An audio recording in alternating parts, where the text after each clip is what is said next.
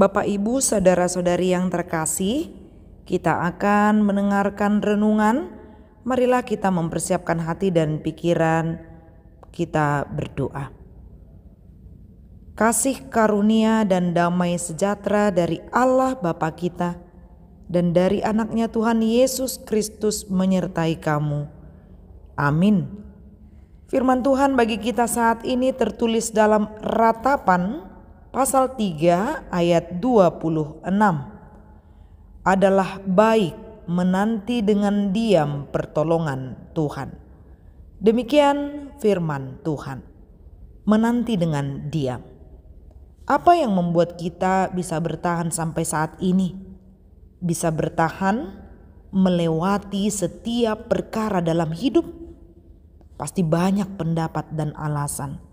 Bagi orang percaya kepada Allah, dia akan menjawab, sebab tak berkesudahan kasih setia Tuhan, tak habis-habisnya rahmat-Nya, selalu baru tiap pagi, besar kesetiaan-Mu.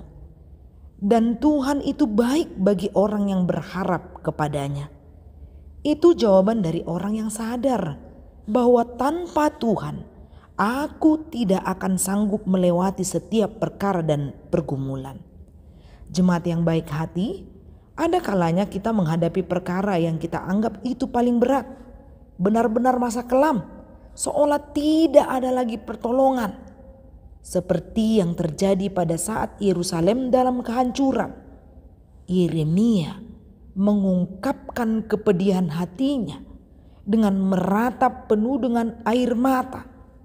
Kita pasti pernah juga merasakannya, meratap dengan terus berlinang air mata.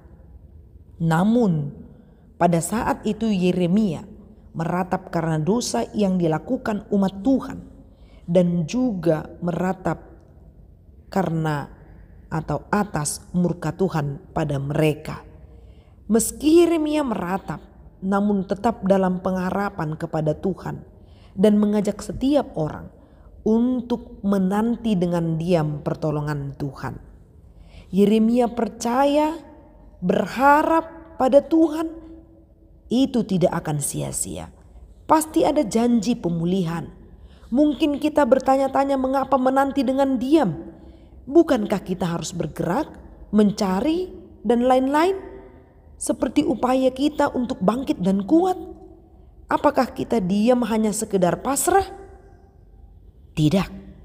Menanti dengan diam berarti sikap tenang, sabar dalam menghadapi setiap persoalan, sembari menanti pertolongan Tuhan.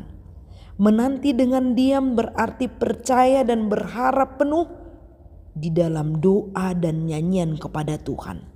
Sebab hanya Dia satu-satunya sumber pertolongan.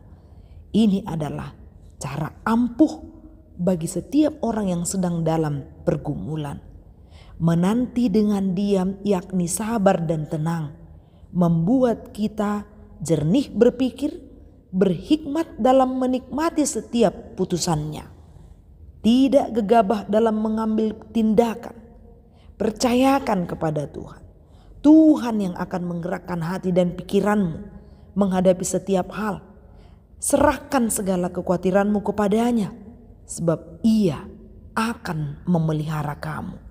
Merataplah dengan pengharapan yang hidup kepadanya. Niscaya engkau akan beroleh kekuatan. Sebab Dia memberi kekuatan kepada yang lelah dan menambah semangat kepada yang tidak berdaya. Orang-orang yang menantikan Tuhan mendapat kekuatan baru. Mereka seumpama raja wali yang naik terbang dengan kekuatan sayapnya. Mereka berlari dan tidak menjadi lesu. Mereka berjalan dan tidak menjadi lelah. Buah dari menanti dengan diam pun, yaitu beroleh kemampuan atau kesanggupan untuk terus berjalan, maju menghadapi ombak dahsyat dalam kehidupan. Amin, marilah kita berdoa. Ya Allah, kami sumber kekuatan dan pertolongan. Kami puji Engkau di dalam nama anak-Mu Kristus Yesus. Terima kasih untuk firman-Mu yang mengingatkan kami untuk menanti pertolongan dari-Mu dengan sabar dan tenang, agar kami dimampukan menghadapi setiap persoalan selama hidup di dunia.